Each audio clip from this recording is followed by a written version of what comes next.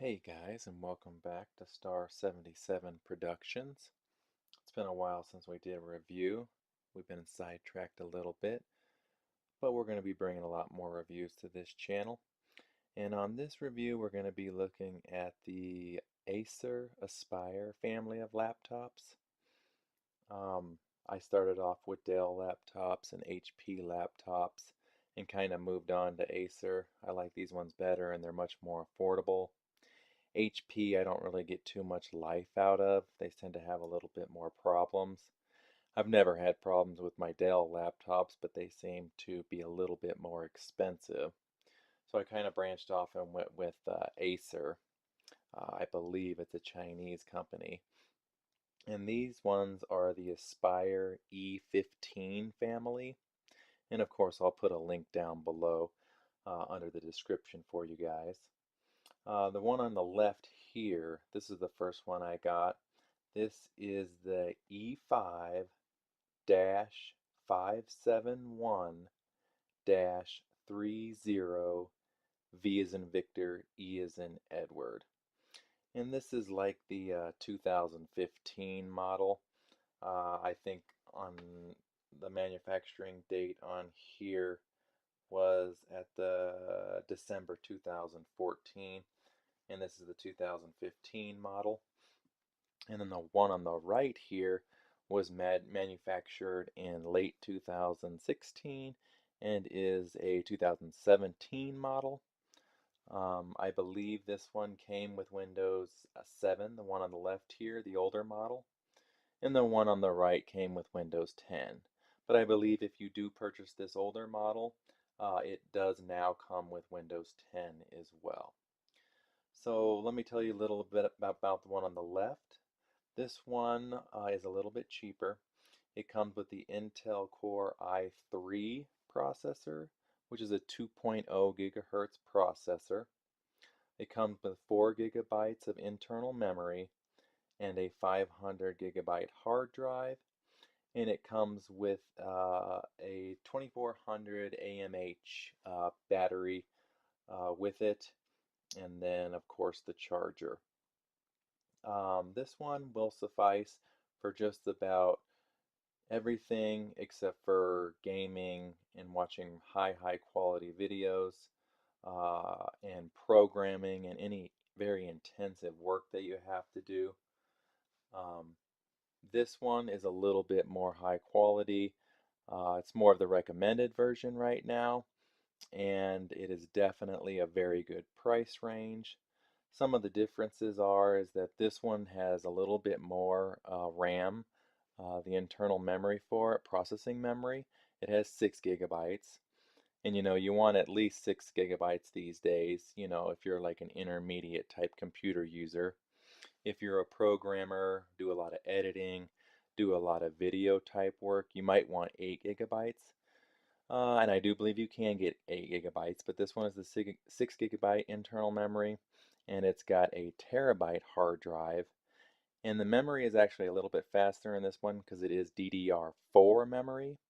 It also has some USB 3.1, which allows you to transfer data onto your computer a little bit faster. This older version um, does not, I think it has just the DDR3 memory, so it's just a tad bit slower. This one is a little bit more current. The serial number on this one is E5-575-54, E as in Edward 8. And you don't really have to pay attention too much to those serial numbers. I'll have links to them because they make all sorts of different ones with different types of memory, different types of graphics, different types of processors. Speaking of processors, this one actually upgrades to the i5 Intel. Now, that's a dual core. I believe they're both dual core. I don't think you get to a quad core until you get up to the i7, and maybe some of the i5 have quad cores, but this i5 is the 6200. Actually, that is a misprint on here because if you go into the system update, it's actually the i5 7200 CPU. And so this actually has 2.5 gigahertz of processing power on your central processing unit, where this one only has the 2.0 gigahertz. Now moving on to the battery life. The battery life on this one is much better. I find that on the older version, since it doesn't have such a fast CPU and it doesn't have nearly as much memory speed, that you do get more battery life with this one.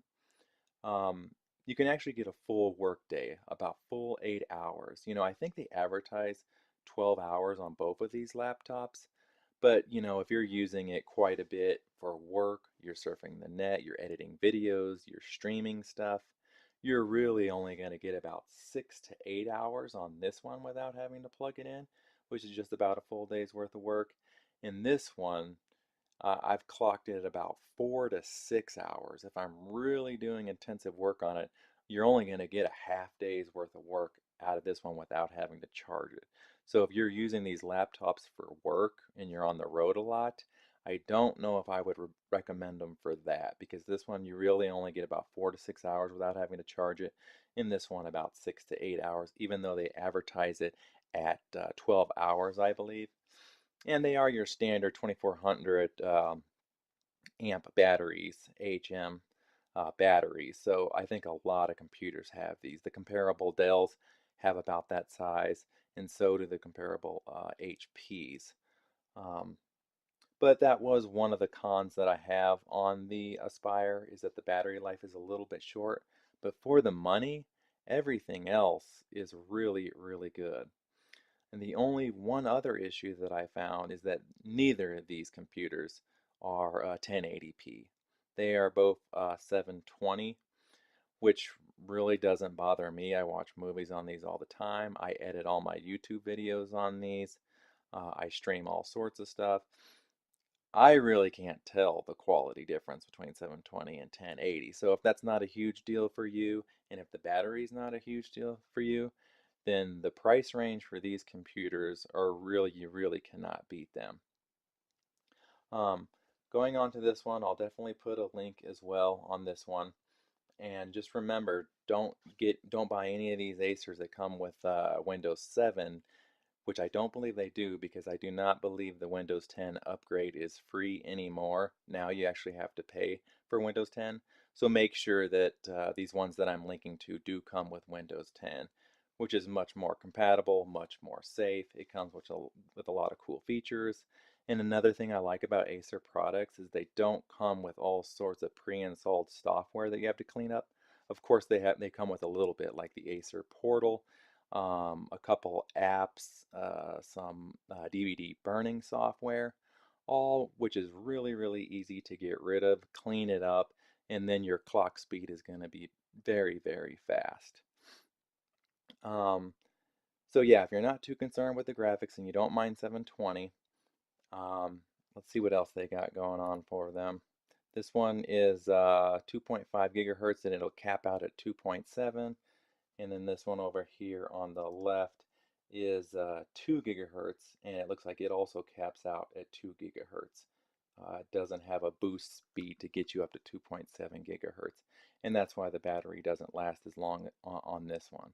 I find that they're very durable. They have your standard touchscreen mouse, and then you can click down here for a left click, click down here for the right click, but I always just grab these external mouses that are wireless, and then you just grab yourself a hard mouse pad for them. And the same with this one over here. They're lightweight, very durable. They don't come in too many colors. I think you can get black, silver, gray, rusted metal, um, and then I believe they have a white one as well. But definitely check out the reviews on Amazon.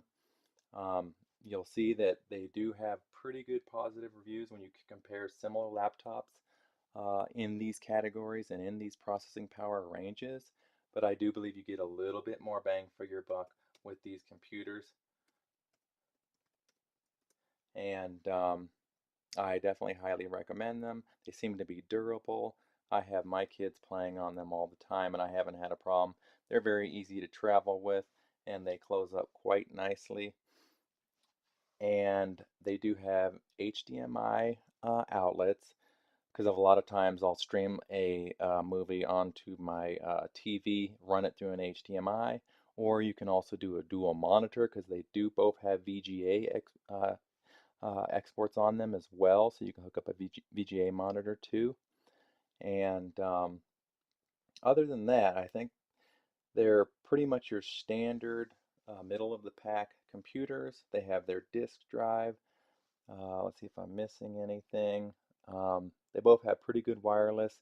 I find that my modem is on the far, far end of the house. I have a 2,700 square foot house, and my bedroom's on the far, far other side of the house, and the range is not bad at all. Um, they have the 802.11 AGN and AC. This one has the AC, I believe. I do not believe this one goes up to the AC wireless connecting capabilities. But highly recommend these two. I'll have links to them on there, and I really appreciate any feedback you have. And thank you guys so much for watching.